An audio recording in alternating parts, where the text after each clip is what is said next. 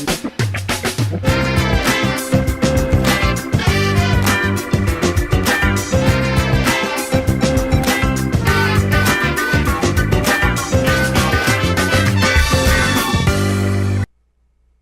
you have anything in your life that is working against you, listen up. Today, you are going to learn to identify the toxins in your life. From the people in your life, to the relationships, to your work environment, any or all of them can be toxic. They can prevent you from reaching your full potential. In studio today, I have none other than the detox strategist, Ms. Nicole L. Turner. Nicole helps others identify their toxins and develop the strategy they need to reach their goals. Welcome, Nicole. Thank you for having me. How are you? I'm good. How are you? Good, thank you. Now, detoxing to me is something new. At first, I thought, this a fad or a trend, it'll pass. 10, 15 years later, we still talk about detoxing.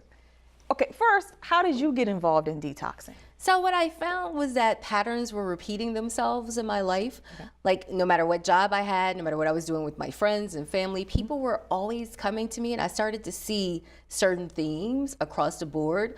A lot of people were struggling with moving forward in their finances, their personal relationships, their romantic relationships, their relationships with themselves and their careers and their health, because they had not dealt with those mental and emotional toxins that had manifested themselves in their lives for so long. So I was like, you know what, there's a need for this. And so it just kind of found me just by happenstance. And more people need to pay attention to that. Like so many times we go through life and we don't recognize that there's some things we need to address. We just kind of put it on the back burner because it's always been there. But then we wonder why we see the same cycles happening because we haven't dealt with those things. So I want to help people deal with those things and help organizations deal with those things. Okay, when you say detox, define detoxing for me. So when I say detox, oftentimes people hear physical detox, like, oh, I need to cleanse so I can lose weight. But this detox is a purge. First, it's a recognizing your issues. Where they stem from, what are the causes, how they're impacting your life, and then finding ways to purge, to deal with them and to get rid of them so you can move forward. So when I say detox, it's kind of like a cleansing and a mental and emotional and sometimes spiritual cleansing, purging, and then developing a strategy to move forward. How can detoxing help us emotionally? So detoxing, first of all, becoming aware of those issues. Like all of us have those emotional moments that may have stemmed from our childhood. That may have been something, there may have been family members who were like, oh, you're the fat kid, or you're never gonna be anything, that impacted us emotionally. And we carried that throughout our lives. Like we had these self-esteem issues. We always saw ourselves as less than. And because of that, it had an impact on the things, the choices we made, the way we pushed ourselves, the things we would go for, because we were like, oh, I'm never gonna measure up because I have this person in my ear from when I was a kid that was impacting my ability to see me for who I am. And because you never dealt with that and never said, in some instances, you have to go back to the people, because oftentimes I say to people, everyone's fighting a battle that we know nothing about. Sure. And sometimes in our childhood, because a lot of things started there. The people who are saying the offensive things to us and who are hurting us, they're going through their own battles. They're going through their own issues, and it's manifesting itself in how they interact with us. Like, let's say, for example, I'm a dark complexion girl. I never had this issue, but I've heard other young ladies say, my aunt didn't like me because I was the darkest one in the family. Maybe the aunt was probably the same complexion, but she had her own issues, and she projected that onto you. And those are emotional things that carry you throughout your life, that unless you get to a place where you feel comfortable acknowledging that I have some things that I need to deal with, which is a big step. A lot of us don't want to go inward and hold ourselves accountable for the things that are impacting us, and then confronting those things. We just want to keep moving with life. We want to keep moving, because it's hard. Confrontation is hard. By confrontation, I mean confronting the things that are bothering us, the things that have negatively impacted us. So a lot of people struggle with that. Being honest with the person in the mirror. Yes, and that's hard. Now, how can your relationships be toxic but not abusive? Oh, easily. Let's say, for example, you have a girlfriend who's a really, well, you would like to think she's a good friend, but reality is she wants your life. If you're dating somebody and she's not dating somebody, she's always like trying to highlight things that are wrong, right? Oh, girl, he late. I wouldn't let him be late on me. He always late picking you up. Yeah. Those type of things. Or if you have romantic relationships where the person is not mentally, emotionally, or verbally abusing you, but they're just not giving you what you need in that relationship.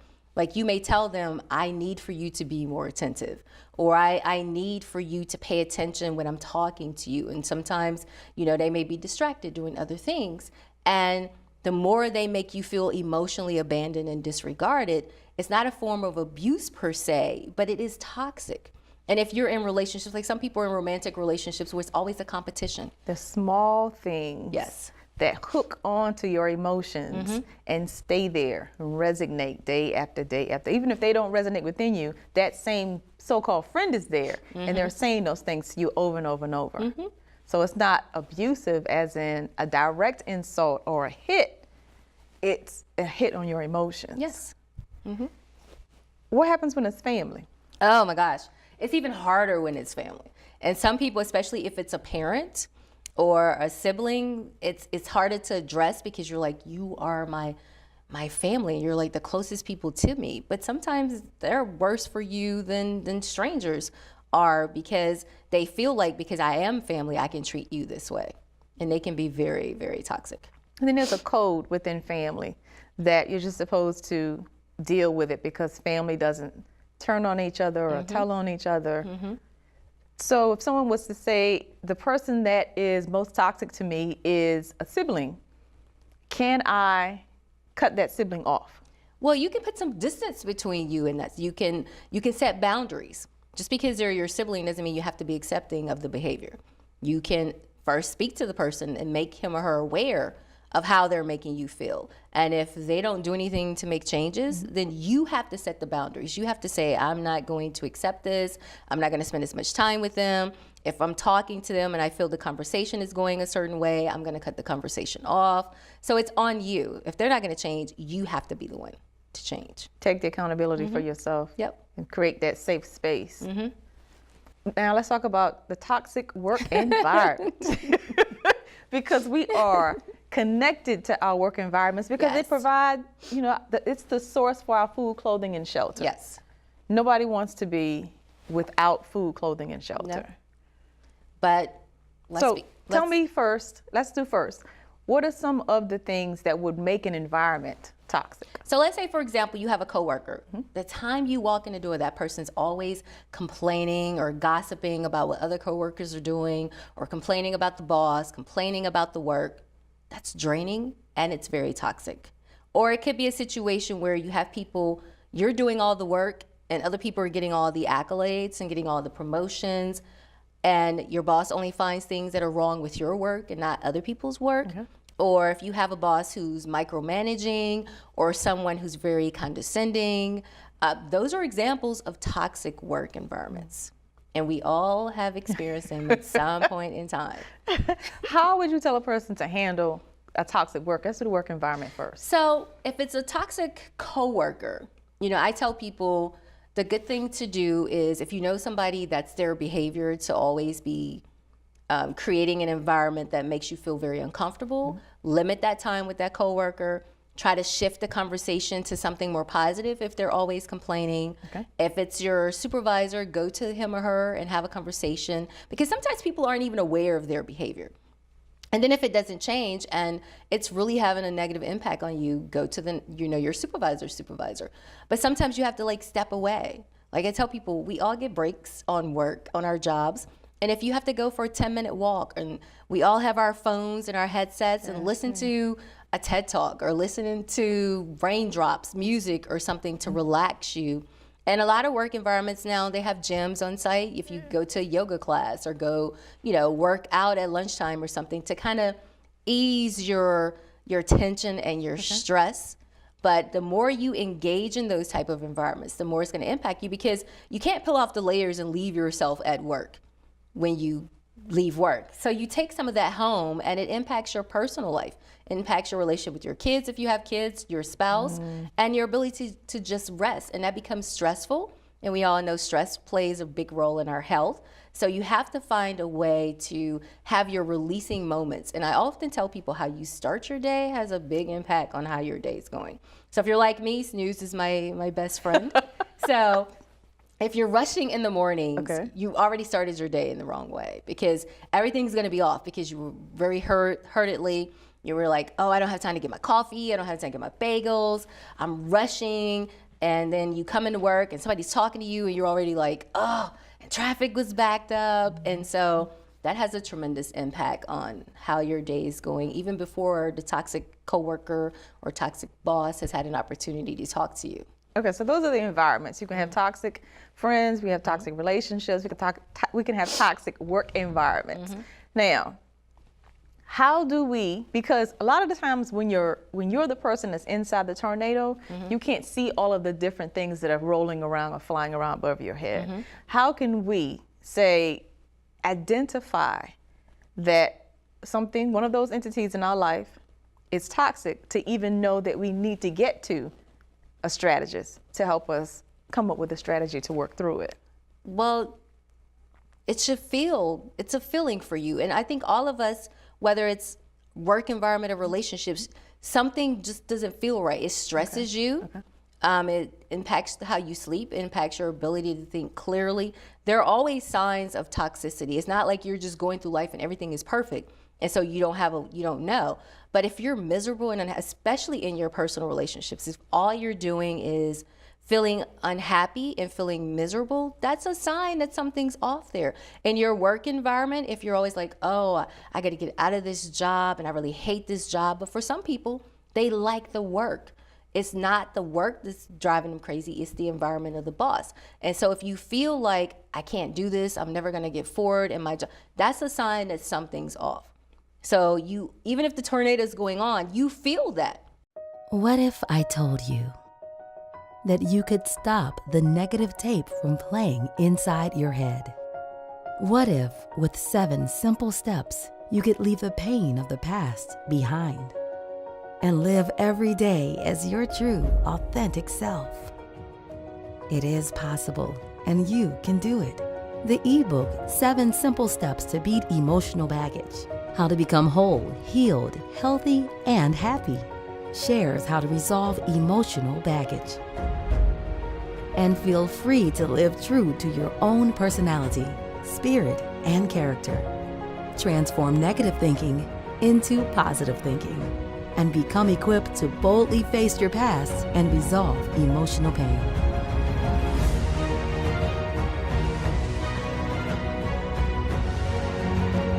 Get your free copy at thatanitalive.com/ebook. And we're back talking with Nicole Turner, the detox strategist. Nicole, what are some of the ways that organizations properly detox? Well, one of the ways is first doing like an organizational climate survey or an assessment. Getting feedback from your employees, assessing what they think are the issues in the organization, and also like an appreciative inquiry model. I really like it because instead of employees just saying, oh, morale is bad, no, my boss doesn't communicate with me, they're actually given suggestions on how that boss or how the organization can shift, improve the morale, improve communication, improve whatever the issues are. And taking that data and identifying certain themes that they see throughout the board within the organization or a particular directorate or division or unit, and then developing a strategy to address, like a lot of times developing an employee engagement strategy or changing your strategic plan or your change management strategy helps come up with ideas and a roadmap to change the culture of the organization, and then implementing that. And of course we know that funding is a big issue for some people and resources are a big issue. So tackling what are the big ticket items that you can address that have the greatest impact on the organization and shifting that culture. Shifting the culture seems very difficult. It is very difficult. Because we've seen a lot of engagement strategies, but they still seem to be on a very high level, and the day-to-day people are not impacted. So I often recommend to organizations is that the people who are actually doing the work, they need to have a seat at the table. They need to be a part of the decision-making process, because a lot of times it's top down, when in some instances it should be bottom up.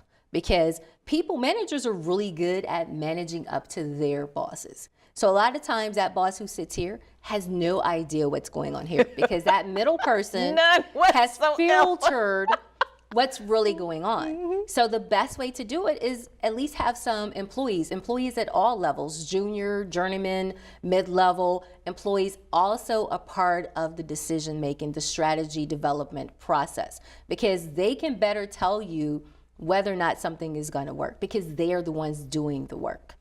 Okay, so we've gone up the ladder from the individual into the work environment, organization, back down. Let's go back down into the individual and relationships, because you've written a number of books, two of which I have here, and one title is Live Now, Die Later. Yes. So Live Now, Die Later is really about, some people have just made the decision to live by default and not by design. That one doesn't specifically deal with your relationships with other people. It's really about taking ownership and taking control of your own life. Don't just let life happen to you. You take control of what comes in. You take control of where you go, and not just let other people, or just the Congress or the president or your family members or your spouse or whomever control your destiny. So in that book, I'm really giving people, and all my books are conversational. You know, you don't have a table of contents, because I want people to be able to open it anywhere and take a nugget from it. So in that book, at the very end, I have a 21-day assignment, because an assignment, yes. You can't just read and not start. You know, I tell people baby steps is forward motion. So as long as you moving forward, trying to make change and progress happen in your life, you're gonna get there. And don't expect it to happen overnight, because we didn't get into certain situations overnight, whether it's a financial situation. People, you didn't get into debt overnight. Right. And people really underestimate the impact that mental and emotional toxins have on our financial well-being. If you're depressed, your remedy may be to go out and buy things. Or if you are in a situation where, you know, I have all this debt and that's affecting me mentally and emotionally. So there is an overlay between the finances and your mental and emotional health. And so when I'm talking about Live Now and Die Later, I'm really telling people to wake up every day in a state of gratitude. And all of my books, I emphasize somewhere in the book the importance of being grateful, because they say we have 60,000 thoughts a day, and 80% of those are negative. So if you find a way to shift your mindset, the more you expect greatness and goodness to come into your life, the more it will come. What if I told you that you could stop the negative tape from playing inside your head? What if, with 7 simple steps, you could leave the pain of the past behind and live every day as your true, authentic self? It is possible, and you can do it. The ebook, 7 Simple Steps to Beat Emotional Baggage, How to Become Whole, Healed, Healthy, and Happy, shares how to resolve emotional baggage and feel free to live true to your own personality, spirit, and character. Transform negative thinking into positive thinking and become equipped to boldly face your past and resolve emotional pain.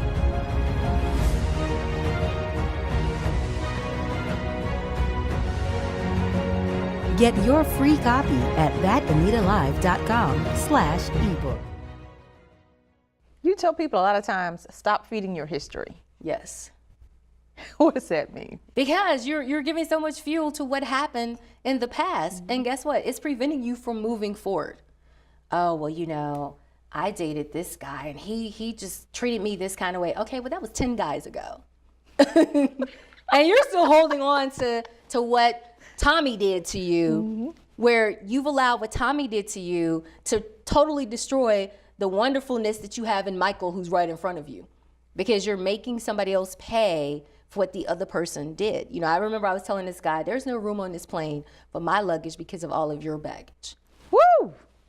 You have to let that go. If you had a job where your boss was absolutely horrible, so you go into this new job expecting your boss to be absolutely horrible because you're feeding your history.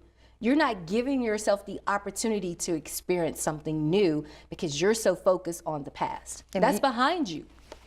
And then you become toxic to yourself. Yes, which is why my very first book was Detox Your Life, Building a Healthy Relationship with Yourself and Others. Yeah. Because all of your relationships, the success of all of your relationships start with your ability to have a healthy relationship with yourself.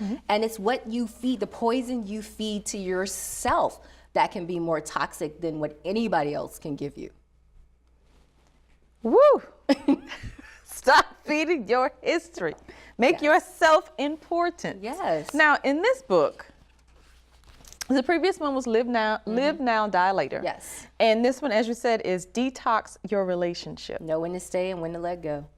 And specifically, you're talking about love relationships. I am. Romantic relationships, yes. And we are going into the Valentine's love month. Day?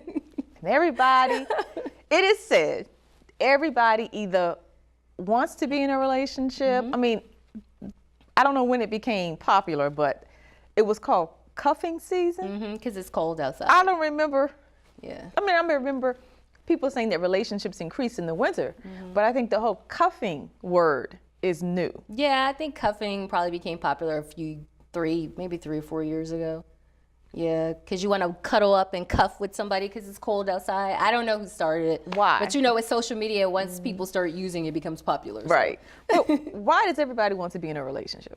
Well, a lot of people want to be in a relationship because they just don't want to be by themselves. They don't want to be alone. And some people feel like I need that person to complete me, when no, you should go into the relationship already complete, already whole. And a lot of people are like, I'm looking for my other half. Well, if you're a half and they're a half, you're going to have some serious problems because you're not a whole and she's not a whole or he's not a whole. So, yeah. And the reason why the subtitle is Know When to Stay and When to Let Go is that some people stay when they really should walk away. And so I give real examples, and I'm very transparent. I share a lot of my, unfortunately, guys who date me, they're like, oh my gosh, am I going to end up in a book? But I never told the names. So, but before Oprah ever told us during the award show, speak your truth, I was doing that all alone. So in the book, it's important to tell people, sometimes you want to throw a relationship away just because of one idiosyncrasy or one, issue that the person had, but they're really good for you. They have a good heart. They're your biggest champion, but because they don't come packaged maybe the way you want, you walk away. And so I try to give real life examples of when is it best to try to work it out? And when is the cue to say, bye-bye, this is not working. Now, is your book only for certain ages? Nope. Because their relationships for people now are getting younger and younger. So I try to write in a way where if you're in high school, you can pick it up and take from it. And if you are a 70-year-old dating, you can. Which is a shock and a surprise to me. Well, hey, Big Mama has swag, honey. That happens a lot. It does. Whoa. You mentioned in your book, we mistakenly assume that if our partners love us, they will react and behave in certain ways. The ways we react and behave when we love someone. So we all have our own love language. And our love, the way we show love is based on our own personal experiences, maybe based on what we saw in our household or what other relationships taught us. So we assume that if you love me, you're going to love me the way that I need you to love me. But some people are loving you the way that they know how to love you, which may be totally different from what you need, but it doesn't mean that they don't love you. They're just loving you at the level that they know how to love you. So that's why I say in everything, communications is very important. You need to speak to your mate. And it's not how you say it. It's not what you say, but how you say it. So especially when it comes to men, if you're always like beating them up and making them feel like nothing you do is good, they're not going to want to listen to you when you're talking about, I really need you to do this for me. This is how I need you to show me that you love me, because you've already shut them down. So you can only love at the capacity that you know how to love, how to receive, and how to give. Okay, this is great. One more. Hold on. Don't let those WYD texts fool you. There's a man out there willing to put in time and effort to court you. Is there a difference in courting and dating? There is. So, you know, those what you doing, that's what WID, text messages. We know what that means. And sometimes they'll send them on some random day. You haven't heard from them in a couple of months. What you doing? Oh, you bored? Oh, the person you were supposed to hang out with, they weren't available. So, you know, when somebody is courting you, they're very gentlemanlike. They're very polite. They are very attentive. You know, they're not trying to rush you to the bedroom. You know, they're really trying to get to know you. They're really trying to show you how important you are to them. You know, they're trying to build that friendship with you. And I tell people, like is far more important than love. Because if you can love the person you're with, but if you don't like them, that's going to be a very unhappy relationship. Yeah. And the like piece is the friendship. And so many people are in relationships with people that they're not friends with. And then they wonder why everything fell apart. I can't talk to you like I can talk to my best girlfriend or my best guy friend because we were never friends. We hooked up because, oh, you were fine and I was fine. Or, you know, we were both drinking in the club or whatever. You know, there's some commonality that brought you together and then you just kind of stayed, you know, and maybe the physical was really good. And then you wake up one day and you're like, I don't really like this person at all. And then those are the people who are sending you to what you do in text messages in the middle of the night. And those are the type of people you need to detox. Yes. Being healthy emotionally and mentally involves every aspect of your life. Your physical health affects your emotional health.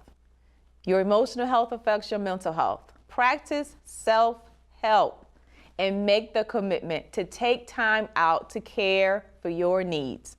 Reach out to Nicole Turner. Visit her website at detoxstrategist.com. I'm Anita, your host. Be sure to check out that'sanitalive.com for where and when to see our next episode.